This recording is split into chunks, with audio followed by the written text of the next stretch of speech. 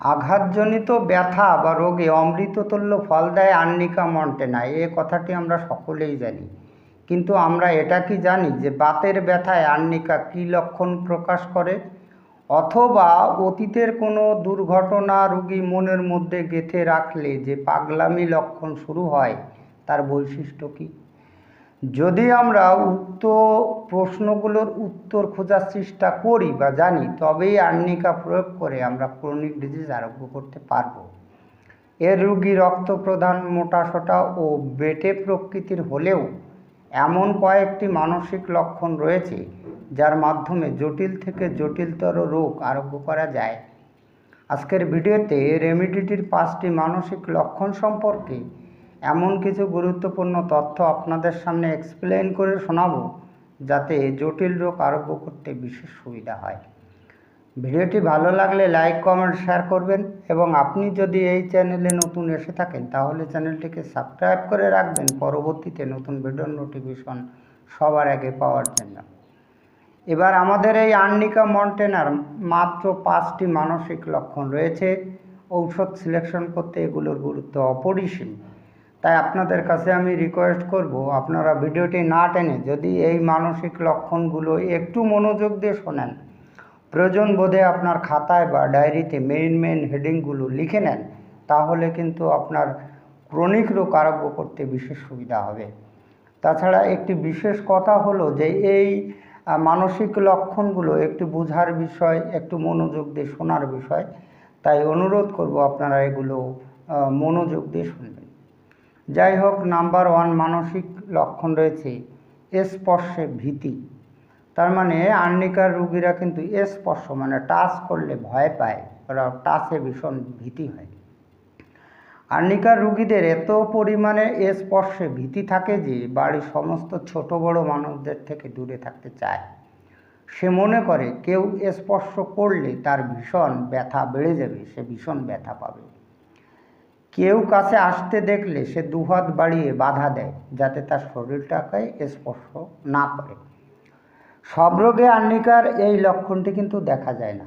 এই যে স্পর্শ কাতরতা সব রোগেই যে এই লক্ষণটি দেখা দেবে তা কিন্তু নয়। বিশেষত বাতের ব্যথায় এই লক্ষণটি কিন্তু অমৃততুল্য ফল দেয়। তাহলে আমরা জেনে নিলাম যে এই স্পর্শ কাতরতা কিন্তু বাতের ব্যথায় এই ফলটি দেয়। আর এই ফল পেয়ে যদি আপনি যতই পুরাতন রোগ হোক না কেন, যতই জটিল ব্যাধি হোক না কেন, আপনি আর্নিকা কিন্তু প্রয়োগ করতে পারেন এই লক্ষণটি থাকলে বাতের ব্যথায়। স্পর্শ অসহ্য আমাদের কিন্তু হেপার সালফার ঔষধেও আছে। তবে মনে রাখতে হবে, ফোড়া, বাগি বা পৃষ্ঠব্রণ, ওই পিঠে যে বিষব্রণ হয় ইত্যাদি রোগে স্পর্শ অসহ্য হলে সেক্ষেত্রে কিন্তু হেপার সালফার অব্যর্থ ফল দেয়। এভাবে যদি আমরা ম্যাটেরিয়া মেডিকা অধ্যয়ন করি তাহলে আমাদের পাঠ কিন্তু সার্থক হবে এবং আমরা জটিল রোগের অব্যর্থ ঔষধের সন্ধান অবশ্যই পেয়ে যাব।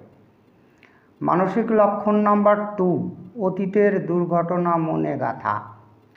এমন কিছু আর্নিকা রোগী পাওয়া যায় যারা অতীতের দুর্ঘটনাকে সহজে কিন্তু ভুলতে পারে না। তাদের রোগের মূল কারণ সম্বন্ধে মাথামুন্ডু বিশেষ কিন্তু কিছু খুঁজে পাওয়া যায় না। সে বলতে থাকে ওই দুর্ঘটনার পর থেকে সমস্ত অশান্তির সৃষ্টি, মানে সমস্ত রোগের সৃষ্টি। এরূপ ক্ষেত্রে রোগটি সে যাই হোক না কেন, আর্নিকা মন্টেনা উচ্চ শক্তি প্রয়োগ করবেন। যদি এমন কোনো ঘটনা দেখা যায় যে অতীতের কোনো দুর্ঘটনা ঘটেছিল, রোগীর সেই দুর্ঘটনার কথা মনে আজও ভুলতে পারেনি, তার থেকে রোগের সৃষ্টি, সেটা যদি মানসিক রোগও হয় তাহলে সেক্ষেত্রে কিন্তু আর্নিকা উচ্চ শক্তি প্রয়োগ করতে হবে। মানসিক লক্ষণ নাম্বার 3, বিছানা শক্তবোধ করা। আর্নিকা রোগীর সর্বাঙ্গে আড়ষ্ট ভাব থাকে, সেই জন্য বিছানাটা তার কাছে কিন্তু শক্ত বলে মনে হয়। বিছানা বেআরাম হেতু সে এপাশ ওপাশ করতে থাকে। বাস্তবিক পক্ষে এপাশ ওপাশ করার জন্য তার কিন্তু উপশম বা আরাম হয় না। এটি যে সে করে সে কিন্তু নরম জায়গা খোঁজার জন্য। যদি উপশম হতো তাহলে অবশ্যই আমরা কিন্তু রসটাক্সের কথা ভাবতাম। তার যত কষ্ট হোক না কেন জিজ্ঞাসা করলে সে বললে আমি সুস্থ বা ভালো আছি। এই যে বিষয়টা আর্নিকার সঙ্গে রসটাক্সের কিন্তু তুলনা করা হয়েছে। রিয়েলি আর্নিকার রুগীরা এবং রাস্টাক্সের রুগীরা কিন্তু বিছানায় কিন্তু এপাশ ওপাশ করে, তবে উদ্দেশ্য আছে। উদ্দেশ্য হচ্ছে যে আর্নিকার রুগীরা যে এপাশ ওপাশ করে, বিছানায় এপাশ ওপাশ করে কিন্তু নরম জায়গা খোঁজার জন্য, এতে কিন্তু রোগ ব্যাধি উপশম হয় না। আর আমাদের যে রাস্টাক্সের ঔষধটা, সেই ঔষধেও কিন্তু রুগীরা কিন্তু বিছানায় শুয়ে এপাশ ওপাশ করে, তো সেক্ষেত্রে কিন্তু রোগের উপশম হয়। যদি রোগের উপশম হয় তাহলে কিন্তু রাস্টাক্স ব্যবহার করবেন। নাম্বার 4, মানসিক লক্ষণ রয়েছে ভুলে যাওয়া। এই মাত্র যা পড়েছে বা বলেছে তা স্মরণ করা আর্নিকা রোগীদের পক্ষে কিন্তু যথেষ্ট কষ্টসাধ্য হয়ে যায়। কল্পনার মধ্যে চিন্তা শক্তি কাজ করে। এই আর্নিকা মন্টেনার রোগীদের ভুলে যাওয়ার প্রবণতা খুব বেশি।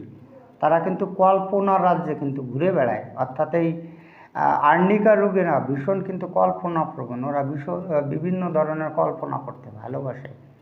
তার জন্য এদের স্মৃতিশক্তির দুর্বলতা দেখা যায়। এতই স্মৃতিশক্তির দুর্বলতা দেখা যায় যে 5 মিনিট আগে যেটা পড়েছে বা 5 মিনিট আগে সে যেটা বলেছে তা কিন্তু তার মনে পড়ে না। নাম্বার 5, মানসিক লক্ষণ প্রলাপাবস্থা। টাইফয়েড জ্বরে বা অন্য কোনো রোগে সজ্ঞানে প্রলাপ বকে। টাইফয়েড জ্বরের সময় বা অন্য কোনো জটিল রোগের সময়, পাগলামির সময় কিন্তু এই আর্নিকার মন্টেনা রোগীরা প্রলাপ বকে, অর্থাৎ পাগলামি হয়ে পাগলের মতো হয়ে যে কথাবার্তা বলে। তো তখন যে বলে তখন কিন্তু তার জ্ঞান থাকে, সে কিন্তু অজ্ঞান হয় না। তাকে যদি কোনো কিছু জিজ্ঞাসা করা হয় তাহলে কিন্তু সে সঠিক উত্তর দেয়, এবং সঠিক উত্তর দেওয়ার পরেই তৎক্ষণাৎ সে কিন্তু আবার পুনরায় প্রলাপ বকা শুরু করে, নতুবা ঘুমিয়ে পড়ে। মস্তিষ্ক ঝাঁকুনি দিলে মোহচ্ছন্ন ভাব হয়, তখন দৃষ্টিশক্তি ও শ্রবণ শক্তি কমে যায়। এই যে মস্তিষ্ক ঝাঁকুনি দিলে মানে কি, আমরা জানি যে আমাদের ব্রেনের মধ্যে, আমাদের মস্তিষ্কের মধ্যে কিন্তু ঘিলু থাকে। আর্নিকা মন্টেনা রোগীদের এই ঘিলু মাঝে মাঝে কিন্তু ঝাঁকুনি দেয়।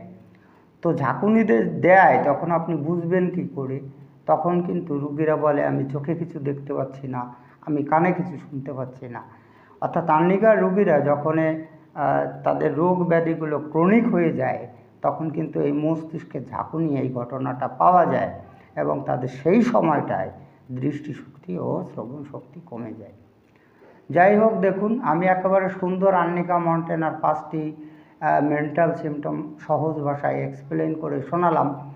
এবার এই আর্নিকা সম্পর্কে যদি আপনি আরও বিস্তারিত তথ্য জানতে চান তাহলে এই চ্যানেলের 154 নং ভিডিওটি দেখতে পারেন। কেননা এই 154 নং ভিডিওতে আর্নিকা সম্পর্কে সম্পূর্ণ বর্ণনা দেওয়া হয়েছে। একেবারে আর্নিকার ড্রাগ পিকচার, সাধারণ লক্ষণ, সিদ্ধিপ্রদ লক্ষণ, বিভিন্ন লক্ষণ দিয়ে ওই ভিডিওটি বানানো হয়েছে। যদি আপনি দেখতে চান তাহলে এই চ্যানেলের যেখানে হোমিও ইন নাম্বারস লেখা আছে আপনি যদি সেখানে টাচ করেন তাহলে এই পেজটি ওপেন হয়ে যাবে। এবার এই পেজের নিচের দিকে দেখুন যেখানে ভিডিও লেখা রয়েছে, আপনি এখানে যদি টাচ করেন তাহলে এই চ্যানেলে যতগুলো ভিডিও আপলোড দেওয়া হয়েছে আপনাকে উপর নিচে দেখিয়ে দেবে। আপনি টেনে নিচের দিকে গিয়ে 154 নং ভিডিওতে ক্লিক বা টাচ করলেই কিন্তু আর্নিকা ড্রাগ পিকচার ভিডিওটি ওপেন হয়ে যাবে। যাই হোক, আজকে এই পর্যন্তই। খুব তাড়াতাড়ি ফিরে আসবো নতুন গুরুত্বপূর্ণ বিষয়বস্তুর ভিডিও নিয়ে। দেখা হচ্ছে নেক্সট ভিডিওতে। ততক্ষণ আপনারা ভালো ও সুস্থ থাকুন। জয় হ্যানিম্যান, জয় হোমিওপ্যাথ।